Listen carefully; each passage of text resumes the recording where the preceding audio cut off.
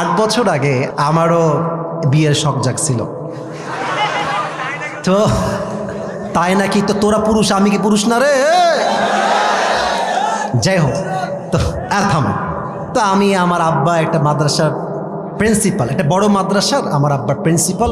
আল্লাহর রহমতে আমার আব্বাও হাফেজ, আমিও হাফেজ। আমার আব্বা দাওরাই হাদিস পর্যন্ত পড়েছে, আমিও পড়েছি। একই মাদ্রাসায় প্রায় 9 বছর আমরা পড়াশোনা করেছি। তো আমার আব্বা একই টাইমে বড় একটা মাদ্রাসার প্রিন্সিপাল, মুহতামিম, প্রধান। একই টাইমে আমার আব্বা একটা বড় মসজিদের খতিব এবং ইমাম, আলহামদুলিল্লাহ। তা আমার আব্বা একটু গভীর জ্ঞানের মানুষ, কথা বলে কম, কাজ করে বেশি। তা আমি আব্বার সামনে গিয়ে বসে আছি, ভাবছি শালা কিভাবে বলবো বিয়ে করবো। আহা, হ্যাঁ সত্য, আমার আব্বা তো শুনেই ফেলবে ওয়াজ কালকে, আল্লাহ জানে। তা আব্বাকে বলবো, কিন্তু আমরা কিন্তু আব্বাদেরকে বলতে চাই যে আব্বা একটা বউ লাগবে, কিন্তু সাহস আর সম্মানে কুলায় না যুবক ভাইরা। তো যাই হোক, অনেক লজ্জা টজ্জা কাটিয়ে আব্বাকে বললাম যে আব্বা, আমার মন বলছে আমার একটা বিয়ে করা দরকার। এভাবেই বলেছি যে আমার বিয়ে করা দরকার বলে আমি মনে করছি। তো আমার আব্বা শোনার পরে আমার দিক তাকায় আছে, তাকাই আছে, আর মনে মনে ভাবছে শালা নিজে শুধু আমার টাকা দিয়ে আর তুমি নিয়ে আসবা বিয়ে করে বউ, খাওয়াবে কিডা? কিন্তু আব্বা রাগী মানুষ, কিন্তু রাগ কন্ট্রোল করে বসে আছে।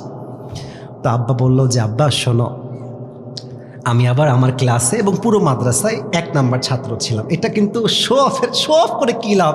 যুবকরা আমাকে 1 নাম্বার হলেও ভালোবাসতো, আমি ফেল হলেও যুবকরা আমাকে ভালোবাসতো, এটা আমার বিশ্বাস। তো আমি আমার ক্লাসেও 1 নাম্বার ছিলাম, পুরো মাদ্রাসাতেই আমি 1 নাম্বার ছাত্র ছিলাম। তো আব্বা বলছে তোমার কিন্তু মেধা ভালো আব্বা, তুমি কিন্তু জীবনে অনেক ভালো কিছু করবা। তো তুমি যদি এখন বিয়ে করো, তুমি তো মেয়ে মানুষের বাহিরের রূপ দেখেছো, ভেতরের রূপটা তুমি দেখো নাই আব্বা, একটু অপেক্ষা করো। কারণ কি জানেন, মেয়েদের মন হচ্ছে আকাশের মতো, আজকে ঝড়, কালকে বৃষ্টি, তারপরে মেঘ, তারপরে রোদ। আজকে বলবে তোমাকে ছাড়া কাউকে ভালো লাগে, হ্যাঁ তোমাকে ছাড়া কাউকে বিয়ে করতে পারবো না জান। তারপরের দিন একটা বেটার অপশন পেয়ে গেলে তোমাকে গুল্লি করে টাকাওয়ালা যুবকের সঙ্গে বিয়ের পিড়িতে বসে যাবে। মেয়েদের মন পাল্টাইতে সময় লাগে না ভাইজান। মেয়েদের উপরে এক, ভেতরে কিন্তু আর এক। উপরে বলবে তোমাকে ছাড়া কেউ ভালো লাগে না, তুমি ছাড়া কেউ নাই। আর মেয়ের মা তো আর এক রকম। যখন বিয়ের জন্য পাত্রী দেখতে যাবা, মেয়ের মা বলবে আমার মেয়েটা এত ভালো, আমার মেয়েটা না স্কুলে কখনো একা যায়নি, আমি নিয়ে গিয়েছি। আমার মেয়ে না কলেজেও একা যায়নি, আমি নিয়ে গিয়েছি। আমার মেয়েটা একদম মাসুম, দুধে ধোয়া তুলসী পাতা।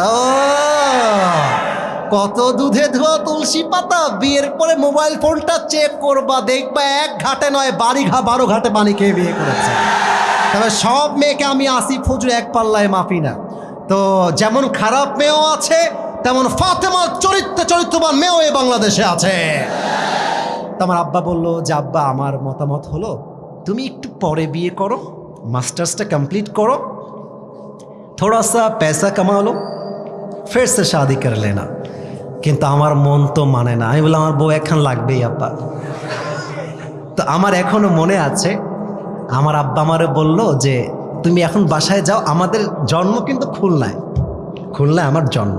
তো খুলনার ভাষা আব্বা বলছে তুমি একটু বাড়ি যাও, তোমার সঙ্গে আমি কালকে কথা কবানি, আব্বা বাড়ি যাও। তো বাসায় আসছি, ওই দিক থেকে আমার আব্বা আমার মাকে কল দেবো তোমার ছেলে টাল হয়ে গেছে, ওর তার ছিঁড়ে গেছে, ওকে একটু বুঝাই বলো। বাসায় ঢুকে দেখছি আমার মা অ্যাকশনের মুডে চলে আসছে। কিরে তোর আব্বাকে কি বলছিস তুই? আমি বলছি কি বলে, আমি কিছু বলি নাই তো। আরে কিছু বলি নাই। বলছে ও বিয়ে করতে চাও, নিজের পকেটে নাই 1 পয়সা, তুমি খাওয়াবা তোমার বউকে নিয়ে এসে।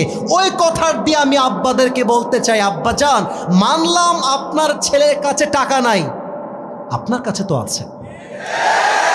আপনি বলবেন যে আব্বা তুই বিয়ে কর, কিন্তু তুই সেই মেয়েকে বিয়ে করবি যেই মেয়ে তোর সঙ্গে BMW-তে নয় সাইকেলে করে ঘুরতে চায়, যেই মেয়েটা তোর ঘরে এসে গরুর গোস্ত নয় ডাল ভাত খেয়ে থাকতে চায়।